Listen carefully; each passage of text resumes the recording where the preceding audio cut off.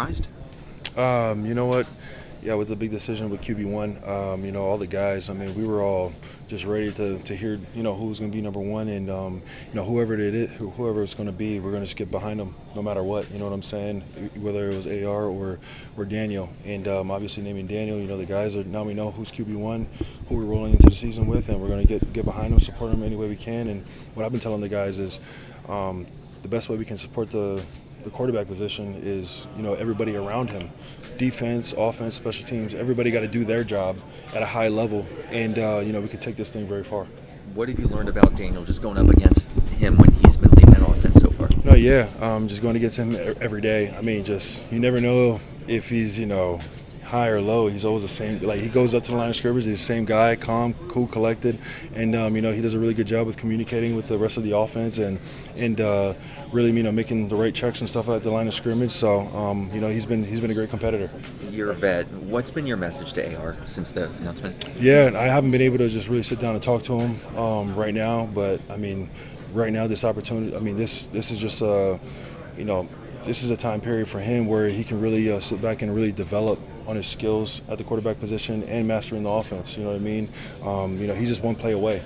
He's just one play away from getting back into the ball game, and when that moment comes, I know he'll be ready. You know what I mean? The deep competitor inside of him.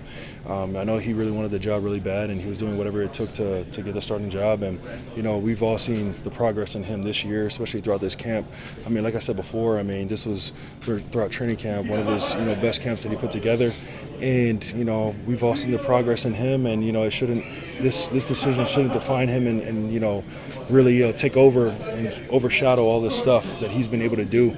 And so I think this is a great opportunity for him to really, in practice, going against us especially, competing and working on his craft. You've talked about everybody else has to do their job to help whoever the quarterback is. Even that includes the defense. Mm-hmm. What gives you confidence that the defense will be what it needs to be when you guys haven't been together?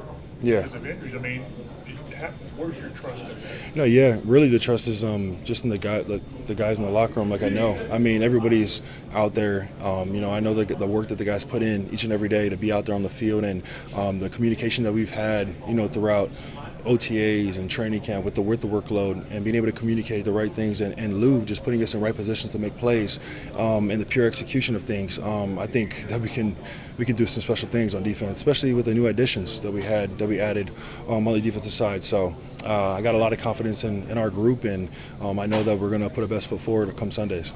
He's kind of asked you to do some stuff that we haven't seen you do in a while. Yeah. Saw some 2-point stance stuff. Yeah. How I'm much excited fun about is that. No, I'm excited about that. You know what I mean? It changes up the look a lot, especially on third down and stuff like that. Being able to move me around, whether it's outside, inside, standing up in a 2, like you said.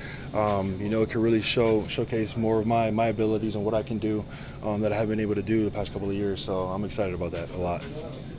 Well, is there any? I suppose you've been asked already, but is there any part of you that is frustrated at all with just how many quarterbacks you've had during your tenure here in Indianapolis? Man, I've had, this might be quarterback 15 for me, and I'm going into year 10. So, at this point, nothing surprises me. My main message to the guys have been, if we can execute at our positions, around the quarterback position, at a high level on a consistent basis, week in and week out, and have him, everybody has bad games, good games, whatever it is, but whoever the quarterback is, as long as we're supporting him and taking some of the pressure off of him, that's going to help us go very far, and I truly believe that. So, whoever it is, obviously it's Daniel right now, and, we fully believe in him, trust in him, and as a team, we just got to go out there and prove it. How much of these matters boils down to you have to trust your coach, and I assume that you do. Yeah. How much of that is a part of this equation? No, a lot of that is a part of it. You know what I mean? Having the trust between coach and player and coach, that's big, especially in our game. And so, they're the professionals. They're the ones that evaluated those two guys each and every day. Saw every single snap that they've taken. It's a lot. A lot more than just pure stats. It's about how you operate the offense, communicate with the offense, and all that kind of stuff. So they see all that stuff that we, a lot of the things that we don't see behind the scenes. So we fully trust in their decision making, and they decided to bring all of us here. So, you know what I mean? So we just got to continue to have faith in the quarterback position and the coaches. And like I said, I mean, together we can go very far. So we just got to go out there and prove it. I know you're on defense, but have you been able to see Daniel sort of establish something since he's gotten here? Because it can be hard for a new guy. Imagine, No, yeah, right? no, for sure. Especially I mean, no, he does a really good job with connecting with his teammates. I see him in the lunch hall, whether he's sitting down with the O-line or with the receivers, or even a bunch of us defensive guys. You know what I mean? So, I mean, he's done a really good job, and obviously with the team too. You know, inviting him in and making him feel part of the team. So, there was definitely a good connection from day one when he got here. Does your experience in San Francisco maybe help you when you're thinking about when you're telling the rest of the team, like, if we rally around the quarterback? Because for you, it's not just in Indianapolis that you've been dealing with the quarterback position. Yeah, for sure. I mean, I always sometimes in moments that guys that haven't experienced certain things. I mean, sometimes I do go back to my experience in San Francisco, because it does help. Having that experience and being able to bring it here and just telling guys, like you said, like I've been saying, like, as long as we're doing our job around the quarterback position and we're doing it at a high level, I mean, we can accomplish special things. Yeah, so. you guys went to the Super Bowl. Right, we went to the Super Bowl. You know what I mean? And I mean, Jimmy's my guy and he's a great quarterback. And but I mean, like, you see all the time every year. I mean, you don't have just straight up elite quarterbacks in the Super Bowl every year. You know what I mean? You have, or even in the playoffs. So, I mean, it's a team sport. It's not going to just take the quarterback. Obviously, having a great quarterback will take you very far, but I mean, having a great team does too. Last few days, getting the call from the Colts and the decision to join this roster. I've been in touch with him for a little minute, and because me and Coach Luke, we got a great relationship. My first 2 years in the league, he worked with me at the Miami Dolphins, so I've been in contact with him, and when I got the call, I was ready to come. How much does that familiarity with Lou help you make an immediate impact that you hope to do for this defense?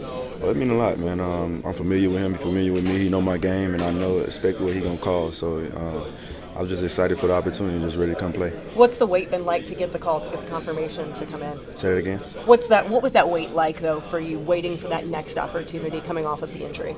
Oh, yeah, I knew it was coming. I just had to stay ready. So expecting a call, and I knew a call can be happening any day, and I'm here and ready to go. Did you have opportunities to play last year, or how did it work out that you just ended up taking the year off that way? I did have the opportunity. I just feel like it wasn't the right situation for me. So, I gave it a shot. I'm like, okay, I just can wait next year and hopefully something happens, and something ended up happening. Though. Physically wise, that's why you didn't play last year? No, I was working out doing something. I worked out for a year straight, expecting the opportunity to come. But this one that made sense for me. Why did it make sense for you to come here? What things that stood out to you make it seem okay? Being with Coach Lou again. Being with Coach Lou again. I had my first 2 years, and I played some good ball early on with him. How was yesterday for you? Yesterday was good. First time on the field in a little minute. Well, with guys and stuff like that. No, it was great. Get my feet under me. You talk about having all that time where you were locked in, you were staying in shape. There's a difference, though, between football shape and being just physically in shape. Yeah. So how do you feel? I don't feel like nothing can get you ready for football shape. It just got to happen as long as the game goes on. How quickly can you get back and be a factor? Say that again? How quickly can you get back and be a factor in this defense after signing as late as you did? Like I said, this offseason I was working out and getting ready for the next opportunity to come up. I'm ready to go. When did you realize who's on week 1 schedule for the Colts? Like I said, I've been talking to Lou this for a little minute, so I already knew who was week 1. I was prepared for it this offseason. I'm ready to go.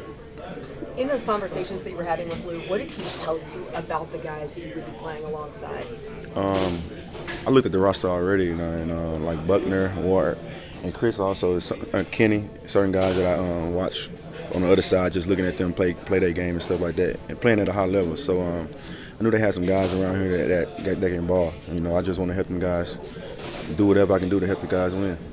Corners of your age, it's not a given that you're playing in the league, let alone at a high level. Why do you feel like?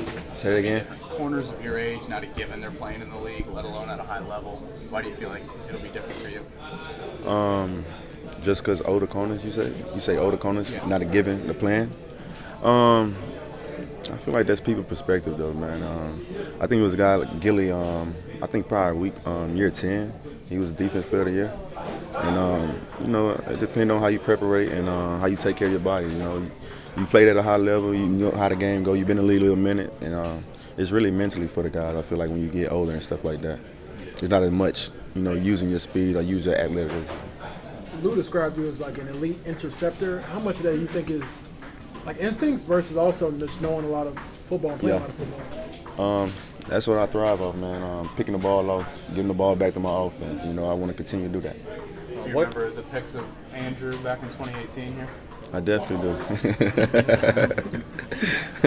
I missed the beginning of this, so I apologize if I repeat, but last year, I guess you didn't get that opportunity, never materialized for you. Were you surprised by that, and why do you think that was? I wasn't surprised about it. Man, it's the NFL, you know. I got to a point older in my career, you know, it's kind of hard to get back in the league, especially having time off. And, you know, I just had to stay in shape, stay ready. Hopefully got the call one day and took advantage of it. Did you get to a point of considering whether you might not come back, or did you always want back in? I had a feeling that I wouldn't get a call one day. Okay. So, you know, I just stayed working at it and stayed on the field, stayed in the gym, you know, expecting a call one day.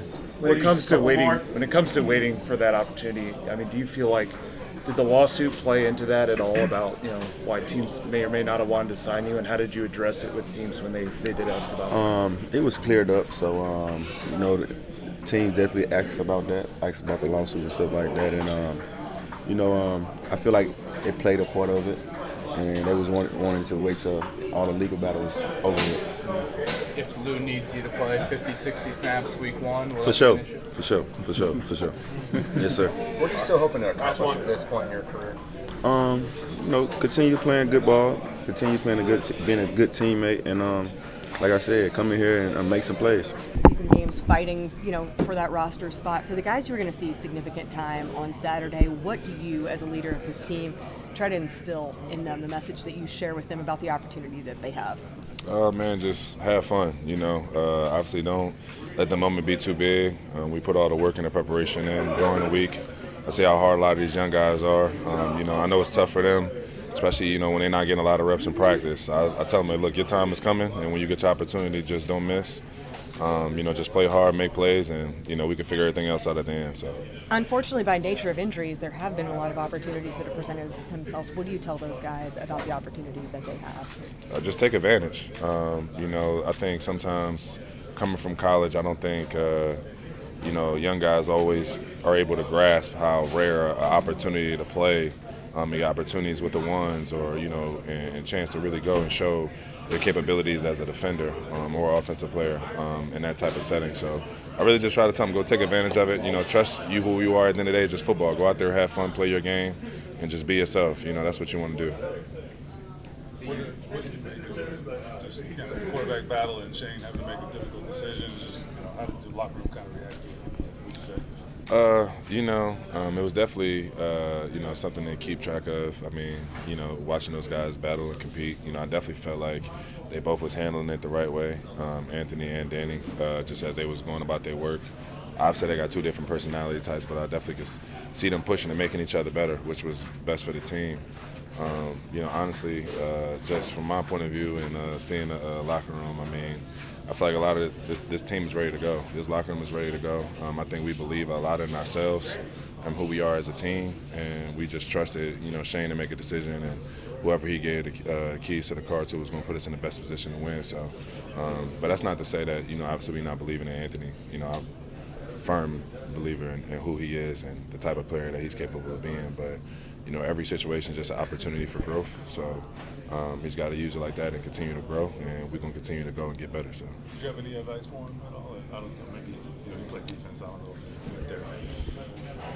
Man, you know, I think sometimes when you go through hard situations, you know, it's easy to,